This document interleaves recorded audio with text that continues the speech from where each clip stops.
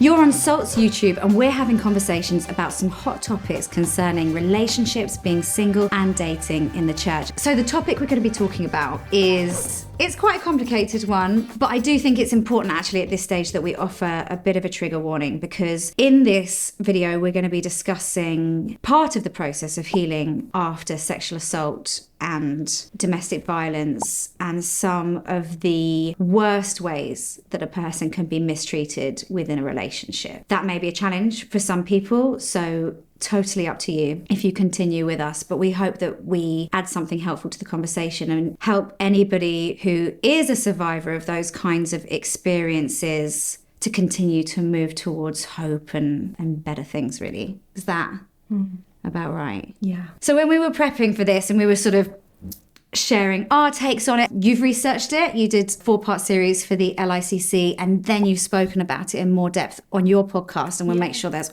all of that stuff's linked as well. And then this is probably the only topic that comes up in both of my books, because I did a book on dating and a book on feminism. So it's a weird sort of center of the Venn diagram. It's the sort of lived experience of people who have experienced sort of those kinds of traumas. And particularly in Notes on Love, I talked about moving forwards from that into dating. And that's kind of what we're going to hone in on. Yeah, exactly. But before we do, we were talking about actually in the church and probably in society, full stop, we can be quite dismissive and not recognize the prevalence of this as a problem, right? Absolutely. I mean, I think the stat is, I thought it was 1 in 4 women experience sexual assault or sexual violence in their lifetime in the UK, but you thought it was maybe 1 in 3. I'd heard 1 in 3, and then someone else came out and said new data is 1 in 2. Everyone obviously collects this data in different ways and they define things in different ways. But I mean, to be honest, regardless of which of those stats you take,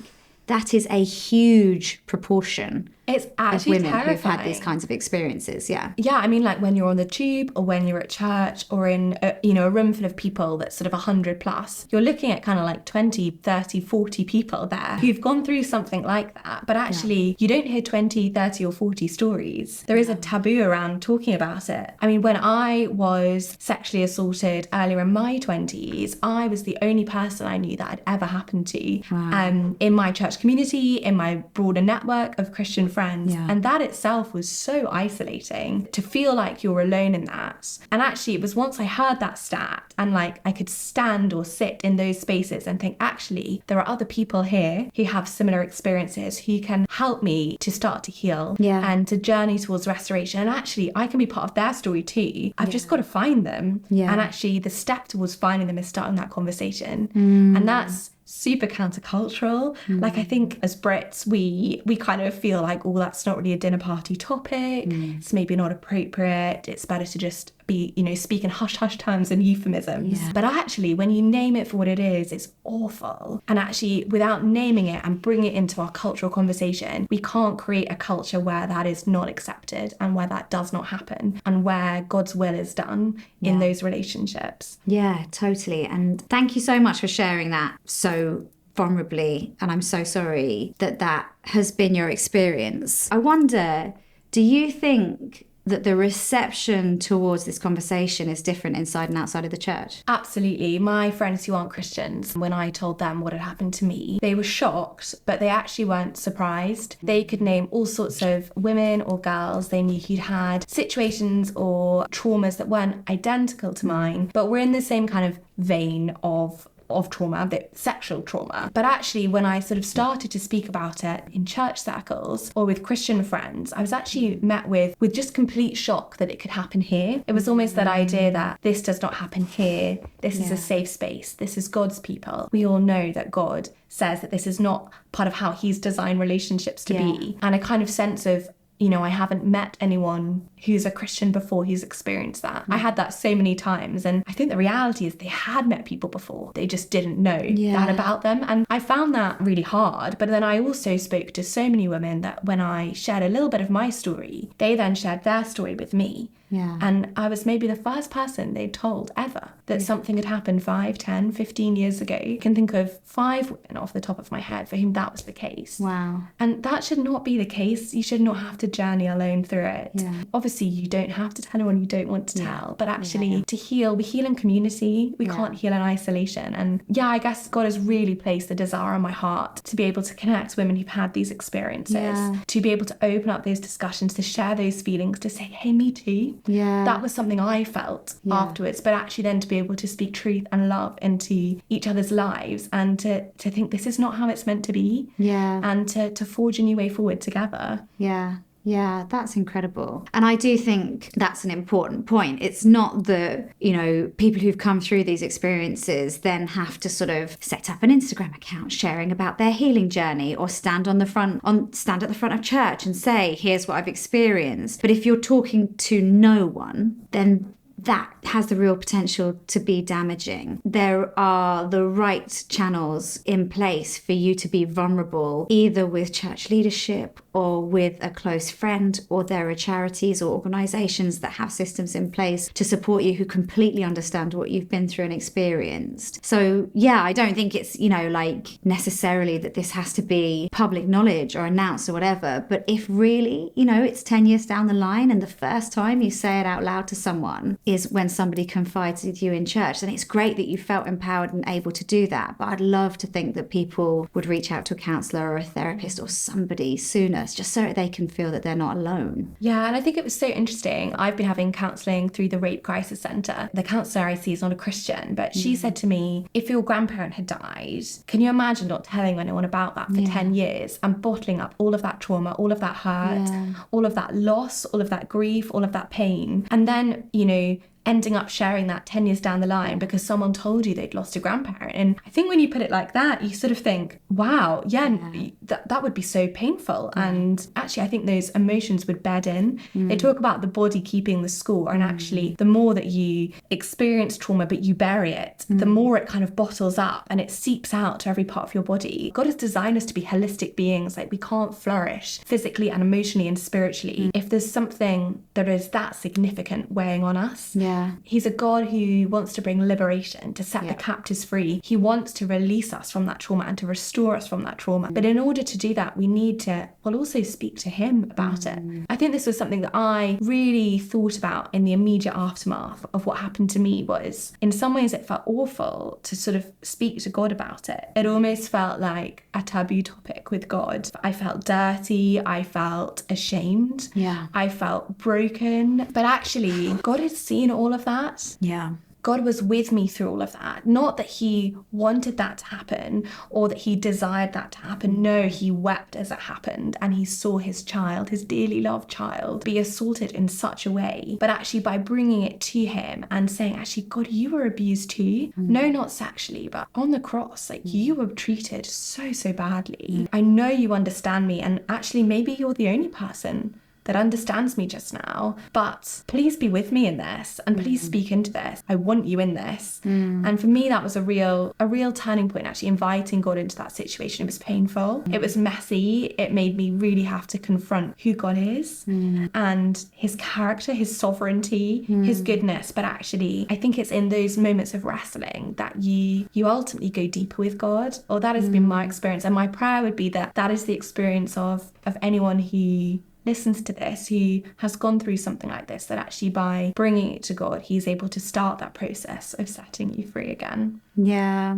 that's amazing. Thank you so much for sharing that. I think that's totally right. And I think that God really does want us to come to him with our pain, with our immense pain and anger and disappointment and all of the things wrapped up with that. I know that there will be some people watching who are just like, absolutely not. Like, God could have stopped this. God could have intervened. God let this happen. Where is God in this? So I think it is a case of being gentle with yourself. Absolutely. And not sort of forcing and pushing. There's an amazing woman called Sally Hope who runs a program called Always Hopeful for Christian survivors of domestic violence. And she's written a book that's coming out that we'll put a link to as well, which is like a workbook for people to work through, but particularly when their experiences are intertwined with their faith and they believe that God is like in some way complicit with their bad treatment, because so often people can experience something so horrendous where they haven't been shown the love and the respect and the value that they should be. And then rather than pulling into God, they pull away. And I think that is such a relatable and so understandable relatable response. And I would say straight up now that I ask this question still, God, why did you let this happen to me? God, why didn't you stop it? I think of all the thing with trauma is that, well, for me, you go two ways. You can either have amnesia and you don't remember huge parts of it, or you remember every single second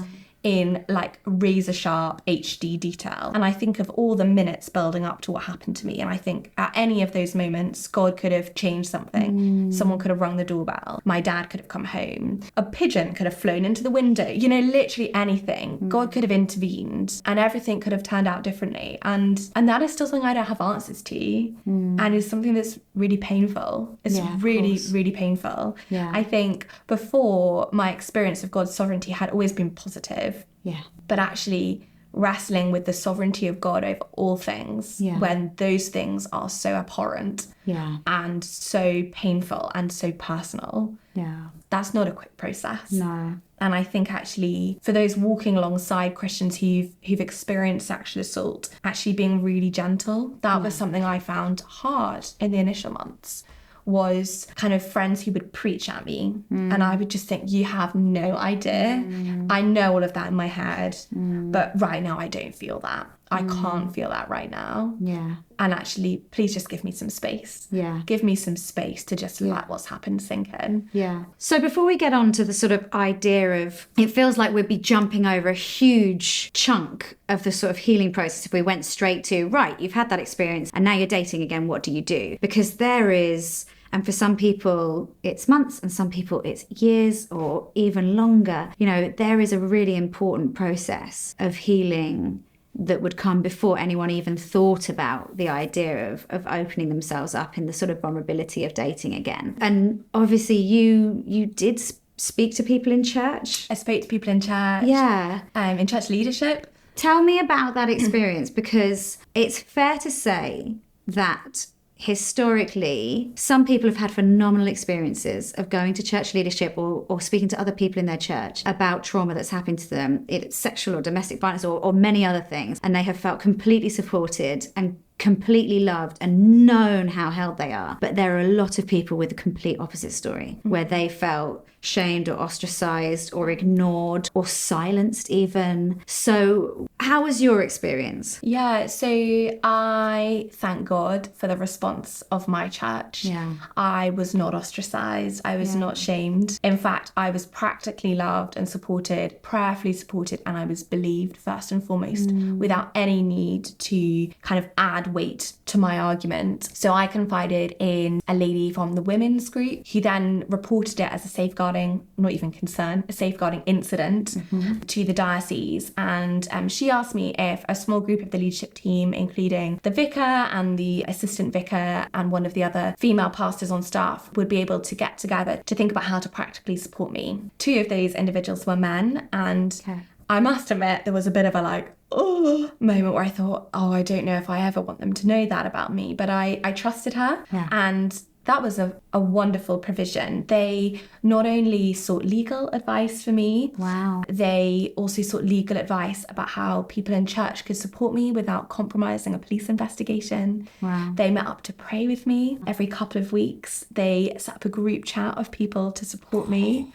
They checked in. They asked if it would be helpful for me to see passages in advance in case there was anything triggering. They asked me where I could sit at church, where I would feel safest. They checked about what level of physical contact I felt comfortable with. Was a hug comforting, or was that way too much? Because, for the first few weeks, maybe months, anyone giving me a hug, even close friends and family, was just too much. Way too much. And so we would sort of do that slightly awkward looking A nice side tap. Yeah, little tap. Build up to but it. actually, they were so respectful of what I felt would help me in that moment. And they prayed over every aspect of it, from the practicalities through to my emotions, through to my sleep and my nightmares, physical healing, practical provision. They were incredible. And I'm not sure I've ever felt as loved. I've by never the heard of a church. church response like that. And They were incredible. I have heard of a lot of women so my background is in supporting addicts.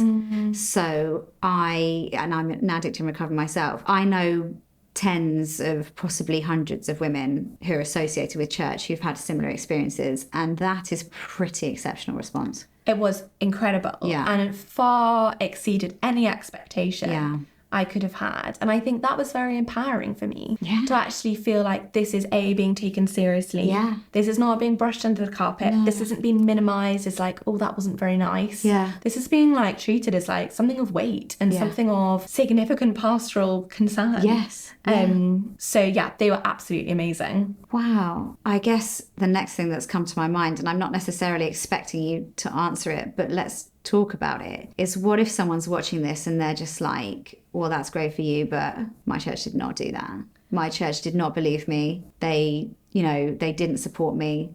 They didn't show up for me. I, in the end, felt I should leave, because of the shame of the whole thing, which sadly is not as uncommon a story as it should be. And I would say if that is you, I am so sorry that has been your experience. It should not be that way. And I would encourage you to keep speaking out and to find people who do understand and do listen to you, because for me, certainly a huge part of my healing journey has been friends and family members and church family gathering around me and scooping me up and reminding me of all the truths about having value, inherent value and worth, of being loved and of being practically supported, able to talk about things that have happened, to pray through them, to put in practical things that are going to help me. And I would say for anyone in church leadership too, actually, to really just pause and reflect. Are you a church that is a safe space for survivors of sexual assault and of sexual violence? If 1 in 4 women, 1 in 3 women in the UK, if 1 in 7 children and 1 in 14 men in the UK have experienced this, even if your congregation is under 50, you will likely have at least one person who has been through this. And so think about like the way in which you talk about passages that talk about sex in the Bible. How do you address those from the front? And how do you respond to someone disclosing that to you? Are you responding with compassion and with practical care? Seeking like help from specialists? The way I like to liken it is I have loads of chronic health conditions, and if my church said to me that they felt they could be the sole support for my insert health condition, that would just be crazy. Yes, they can be part of that support team, but I need consultants at the hospital. I need medicines to keep me alive. And actually I think it's the same with sexual violence. You need those specialists. You might need doctors, you might need specialist counsellors, you might need rape crisis centres, but you're also going to need spiritual support and emotional support, and that's where the church comes in. They don't have to be experts in sexual violence. They just need to be empathetic and see you as a human who has been horrifically hurt. I think it is also really important to say that if you haven't experienced good treatment when something like this has come up, there's a difference between Christians and Christ, right? And just because Christians haven't necessarily responded in a way that has provided that safety, that has shown you how wrong that treatment is, doesn't mean that Christ agrees with their response, And I think we do see people walking away from church and their faith altogether because of the actions and responses of Christians. And it is really important to, in your mind, separate the two, because my goodness, Christians get things wrong. Absolutely. And I've had friends who've got it wrong. I'll say that straight up. I've had friends who I've told them and then I haven't heard from them for 3-4 months. Wow. You share one of the most vulnerable things about your life. And then to hear nothing feels like they don't care or they don't know what to say or that they don't believe you, but your mind starts to fill in the blanks, and that has ended some friendships for me.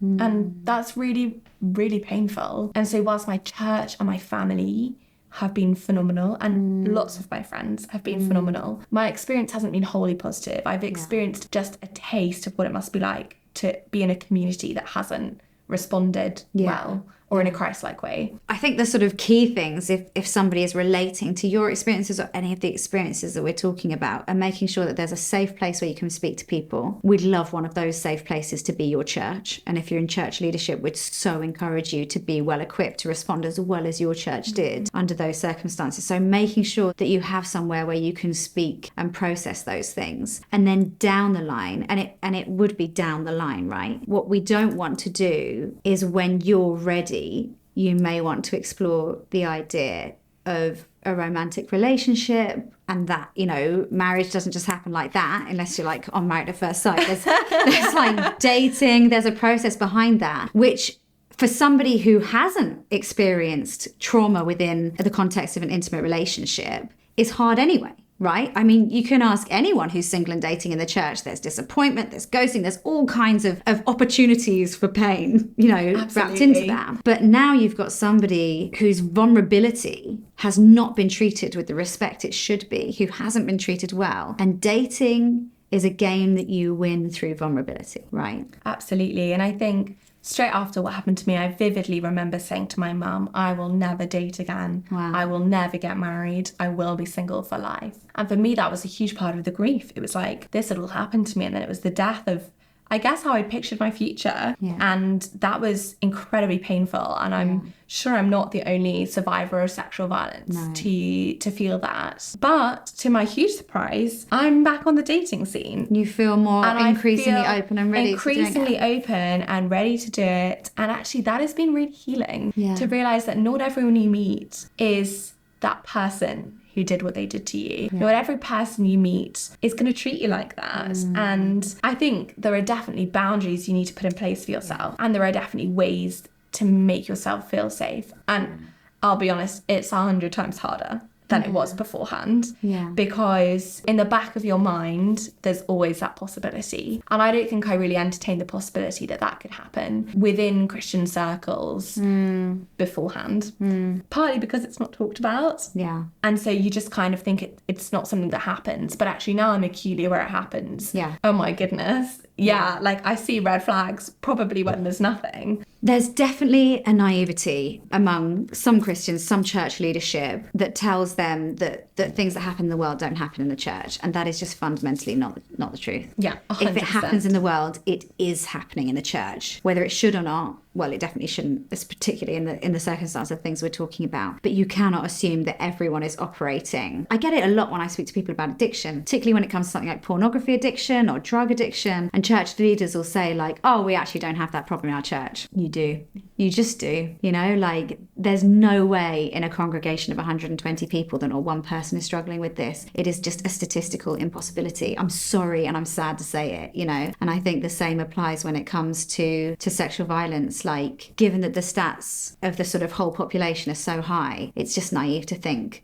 that you don't have several of those people in your congregation. You know, obviously a higher proportion of women, but also men. Also men. And I think that's really important to name. I think it was really interesting off the back of the blog series I wrote at LICC. We had quite a few people write in and share their reflections and their experiences. And there were men who responded to the article on, we called it the unspeakably treated. So kind of that umbrella covering all forms of sexual abuse that can happen within a relationship or when you're not in a relationship with someone. And I think quite often they don't feel spoken to in the church because all of the campaigns you see in the media, the victim is a woman and the perpetrator is a man. Yeah. But that is not the only way round that it happens. Yeah. Okay. Something I think it's important to say for people who are thinking about venturing back into dating after these kinds of traumas is that there really is no rush. And I think that for a multitude of reasons, there's a school of thought, there's this idea that like if you let your life go on pause, if you stop dating for a year or 2 years or whatever, particularly, you know, say you're in your 30s and you're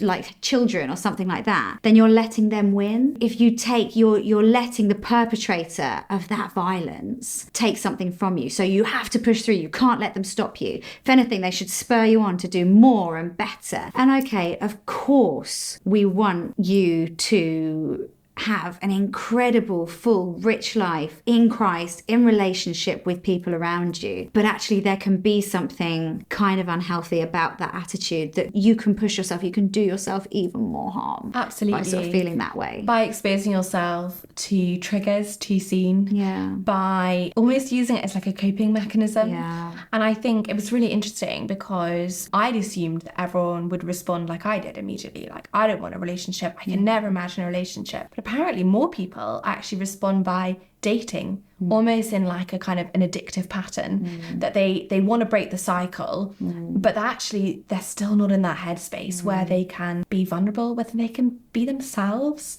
where they can find joy. I was really numb afterwards. I mean, I just wouldn't have even been able to experience. I mean, it's an emotional roller coaster when you date, isn't it? And I think sometimes we perceive that to be a negative, but actually to have no emotions whilst doing that is almost worse, I think. And actually it's really important to be able to be in tune with yourself and with your mind, and also to be in a place, I think, where you can say, God, like, I give this over to you. This isn't going to be what's going to heal me. A relationship isn't going to heal me. Only you can heal me. It's not simple, actually, because in some ways you're seeking more than anyone else to kind of have this restored picture of humanity in your mind, where like not every guy you meet is like evil and is a perpetrator and is someone you need to flee from, or someone that you can change. That's something I've heard as well from a lot of women. They're almost drawn back to men who have abusive tendencies with the idea that they're going to be able to reform them, and that is obviously a really unsafe position to put yourself in,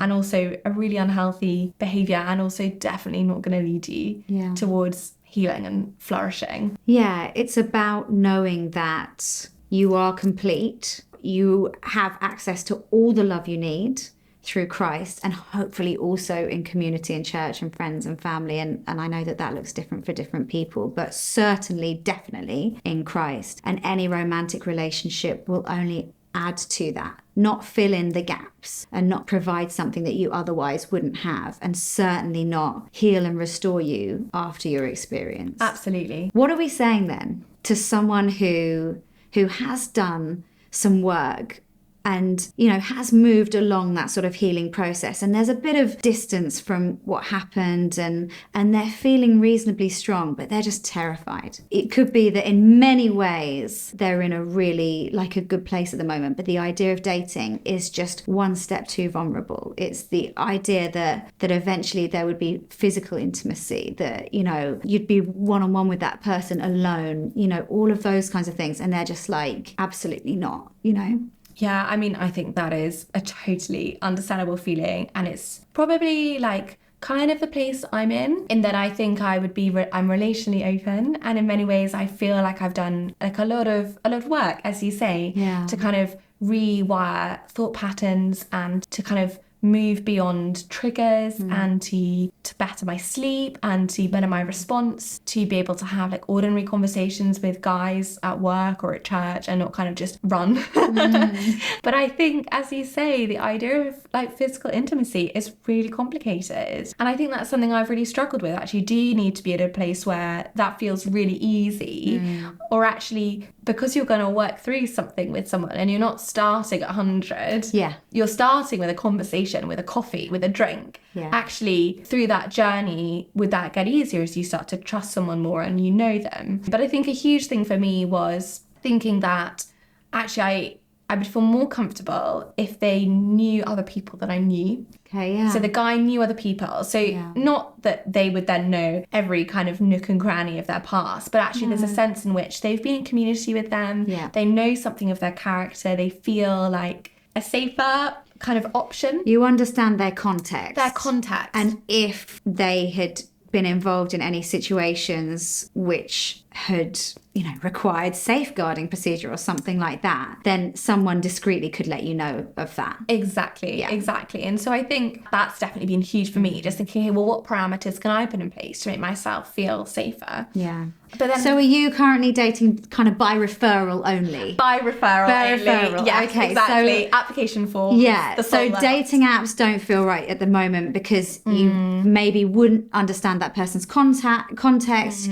You wouldn't, wouldn't have any sort of social proof, anyone to say like, oh, okay, I've been to church with them, and stuff like so that. I went back on Salt a few months ago, and I went on a date from that, and actually felt very, very safe in that. But I decided after that actually I needed a few more parameters in this season of dating to make myself feel safer. Yeah. And whether or not that actually rings true, I don't know. But in some ways, it doesn't matter. And you're allowed to put the boundaries and you know, parameters in place that make you feel most comfortable. You know, that's exactly. No, and I think a bigger thing actually than the like physical intimacy is more the like, when do you bring it up?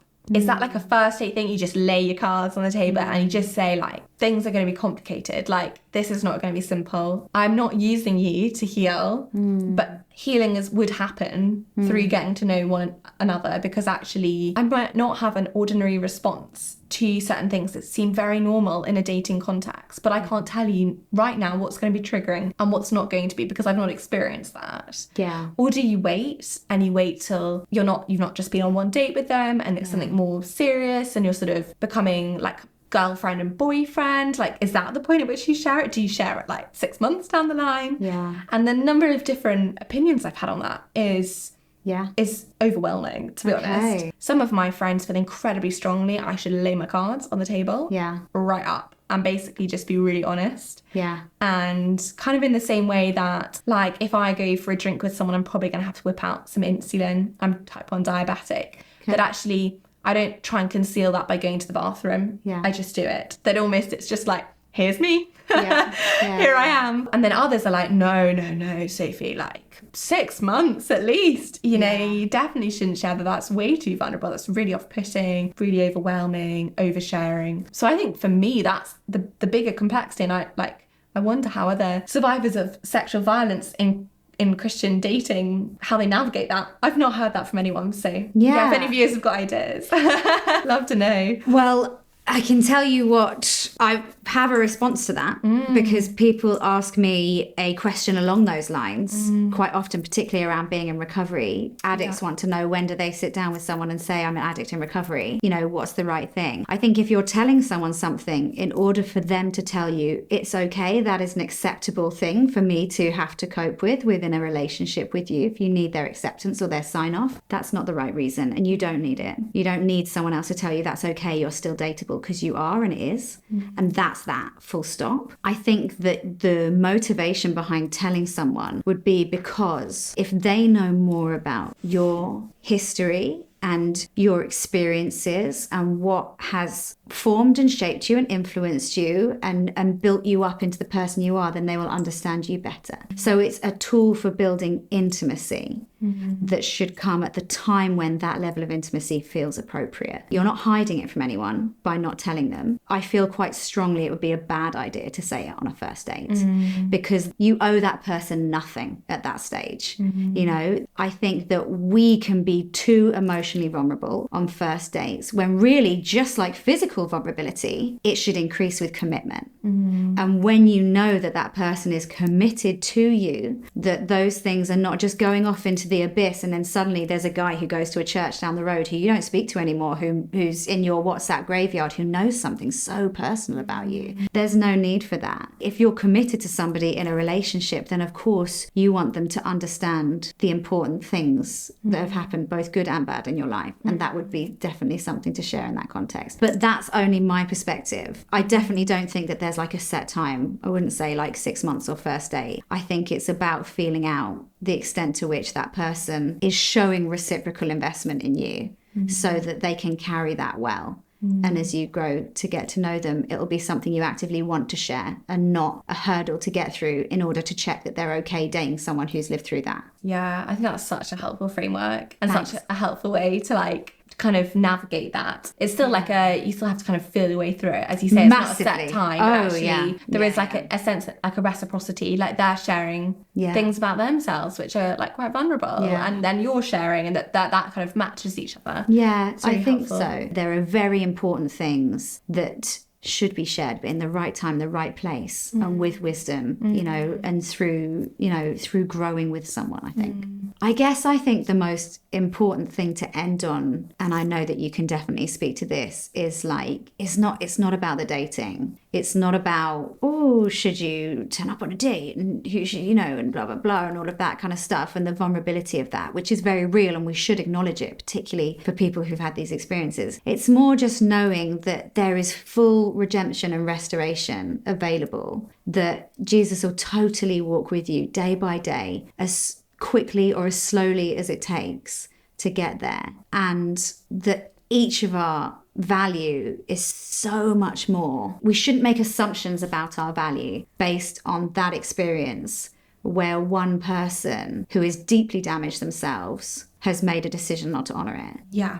Absolutely. I think a huge thing around being a survivor of sexual violence is actually moving past the point where that is your defining trait, that is where your identity lies. Like, yes, that is something that's happened to me, but actually that hasn't changed my core identity. My core identity is in Jesus, and it's in him. I'm a child of God. And I think it's when you get to that place, for me, that is what you want to get to as a survivor of sexual violence, that actually that is a part of your life, but it is not your whole life. It is not your whole thought space, your whole lived existence. That actually you're able to say with confidence and clarity, but also with joy, that Jesus is your identity, and that you trust in his justice and his goodness to carry you through the darkness of that season, but also through the journey, because it's not linear, it's up and down. It's probably not something you're ever going to fully heal from in this life. Actually, Jesus's timelines are eternal, and he will bring about perfect justice, and he will bring about perfect restoration. But we're not going to see that in the here and now.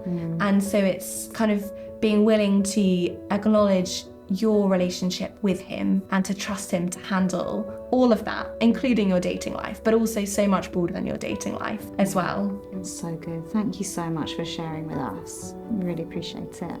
So welcome. Thanks so much for joining us in this very complicated and difficult conversation. I really hope that it has brought some hope into whatever situation you're watching from. Do like and subscribe. We've got plenty more valuable conversations on SARC's YouTube.